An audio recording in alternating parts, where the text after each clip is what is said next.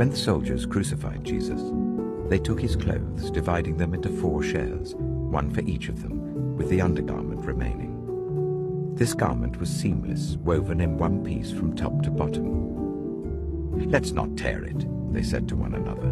"Let's decide by lot who will get it."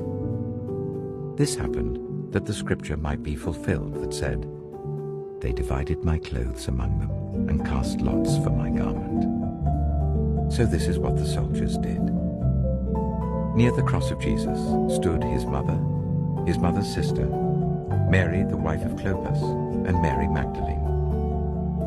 When Jesus saw his mother there and the disciple whom he loved standing nearby, he said to her, "Woman, here is your son." And to the disciple, "Here is your mother." From that time on, this disciple took her into his home.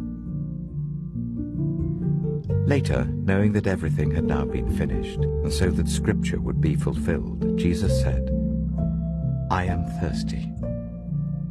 A jar of wine vinegar was there, so they soaked a sponge in it, put the sponge on a stalk of the hyssop plant, and lifted it to Jesus' lips. When he had received the drink, Jesus said, "It is finished." With that, he bowed his head and gave up his spirit. Now it was the day of preparation, and the next day was to be a special Sabbath. Because the Jewish leaders did not want the bodies left on the crosses during the Sabbath, they asked Pilate to have the legs broken and the bodies taken down.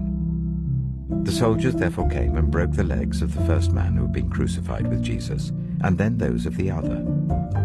But when they came to Jesus and found that he was already dead, they did not break his legs. Instead, one of the soldiers pierced Jesus' side with a spear, bringing a sudden flow of blood and water.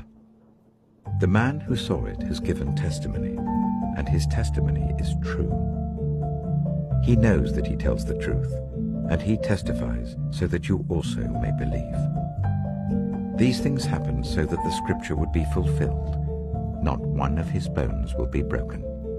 And as another scripture says, they will look on the one they have pierced.